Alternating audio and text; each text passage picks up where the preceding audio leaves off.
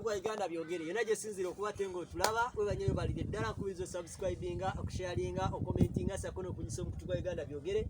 tugamba tune mu buli mbeera eyekola analysis kugatira ku nsonga kuba omulira nsonga sakono kuwa emboozi zitali za bulijjo nze kakalamu de asa aleka abali ku Mukutu gwa yeekolera official mubaji badde kubatenga mutulaba era nawe ogenda osobola okusubscribinga okusharinga okomentinga kino kisolo kwatenga kitabanga kino kwatya kitaba so mulungi oguddako njagala katono njagala akuyambe ofune ozimbe eyo ewala ko n'ekibuga nsiko osibe fence nga president wa Nuupu owulira oteekeyo tutuulenge eyo nga tuli comfortable kyo kituufu nso kitegeera kuba nange kennyini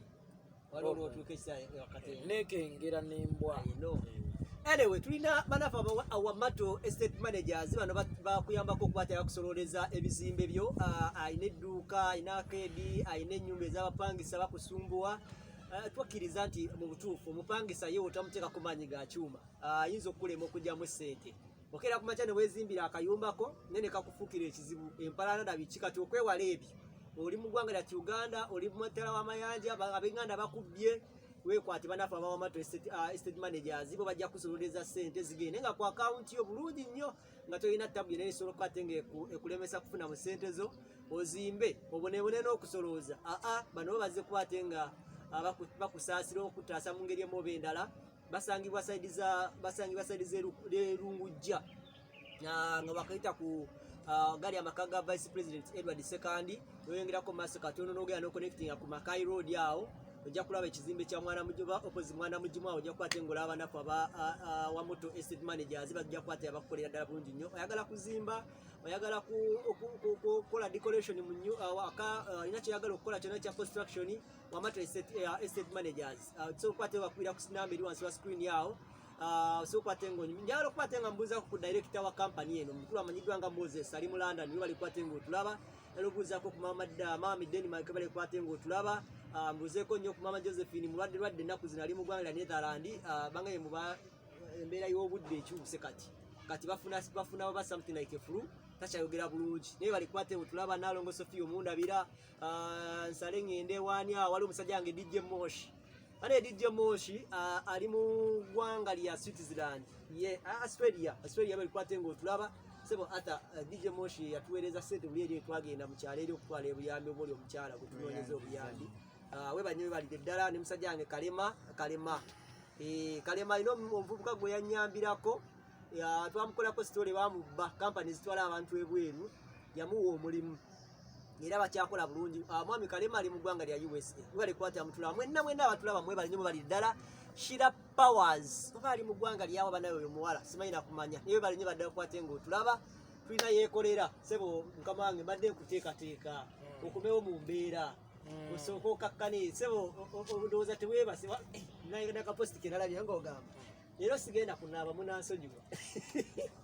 tewanaabye nandi kye babadde baagala owulira naye nga wanaabye wagudde omusajja mu kifuba saanaabye omanyi teri kintu kirungi nga amazima gali kufuula ow'eddembe ekituufu kiri nti menali nzija mu struggle muba kigendwa kyange tekyali kyakunyitinga kuduwayo kyali kyakuzannya paati yange but ate ye bw'aba asiimye n'agamba nti mu butuufu yeekolera nsanyusa okukulabako oba nkwamiriza ekintu ekyo kyamaanyi ne muganda wange nti weewaawo ng'omusajja ewaka oba ng'omuzadde b'ogulira abaana b'emmere oba ennyama buvunaanyizibwabo naye ate bagga nti daddi weebale kupakasa munnange ekikuwaamu kusala so yengeri gye nawuliddemu asanyuse nnyo sijja kyokyo tuyiseekoko mu lugendo mwabadde mu wakiteesezzaako kyakupakuddewo pakuziwe akangendeko ku kitebe mpitewo oba yakuyise nga gwe omuntu sijja kulimba nti yampise naye ng'omuntu ow'obuvunaanyizibwa era awa omusaayi gw'abannayuganda abafiiridde mu struggle eno ekitiibwa nawulidde nti waliyo okusabira emyoyo gy'abagenzi nabadde nina okugenda okuganzika ekimuli nange wabaddeyo specifically ogwo omukolo gwe gwabaddeyo gwakuganzika bimuli. Okay, anyway, abatulaba mwebanyi badde okukwata mutulaba twongera okukwata tubaddikiza nti nange kiriwa era eyaleero bwegwe emirembe katonda anaaba atuyambye ndowooza droni kibiki biyitaayita wano sibitegeera naye ayita mu buzibu bro. Wano ekigambo kye tubadde tuzze nga tutambula n'oŋŋamba n'oyogera ekigambo ekigamba naye bwe buno obulamu bwe nalonda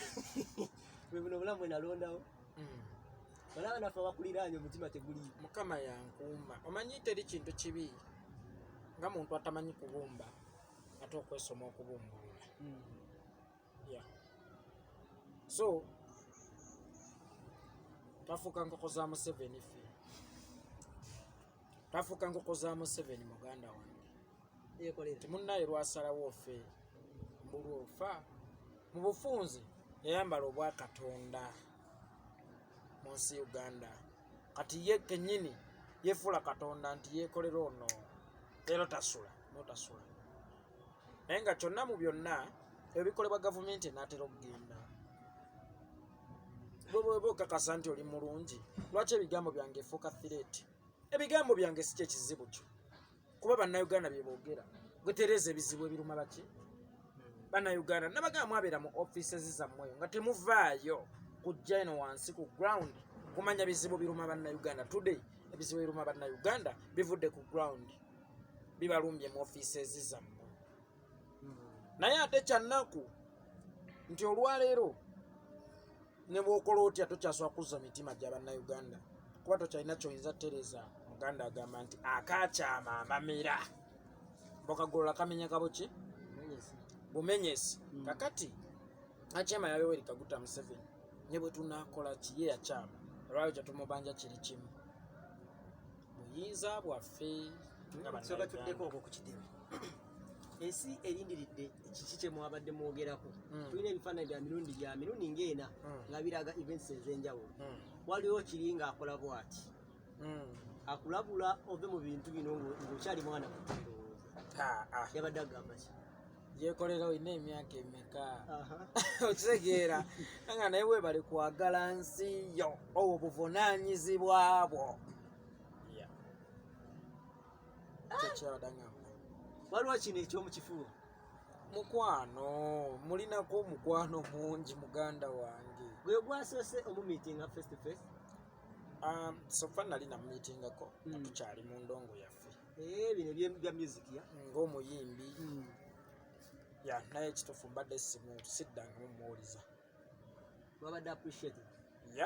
Naye nze nagamba sikolera Bobi Wine, nkolera Uganda, nkolera bannayuganda, kuba ye si ye Uganda ng'era bw'atera okukyogera. Era naye byakola bikolera baki bannayuganda. Naye bw'akeera ku makya nga ye kapiteeni wange nangwako mu kafuba olw'omulimu gwenkoze oba olw'omupiira gwenduse tuteeba eggoolo, ate kibeera nawulidde nga kya muwendo nnyo. Omanyi omwami okeera ku makya najja ewammwe gye bakuzaala, kitegeeza asiimye okubeerawo okwo nekyomugaseeko mu maka, otegeera. Okay, tuba ku environment yabaddewo ng'oyingira ku kitebe. People babadde baku appreciating, babadde bakusongamu ennwe, babadde bakuyozaayoza, babadde bakugamba ki exactly? Ate nga lwaki banjozaayoza? Era buli muntu eyazze nga nneebaza, yeekolera weebale emirimu gy'okolera Uganda, weebale ne bagamba temunneebaza, buno buvunaanyizibwa bwange. Wakubya akasaati nanyumi nosulako n'akagatta awo kandi nga omusajja muleke anjakanga akataala otaanayo obadde mutuufu ekituufu kiri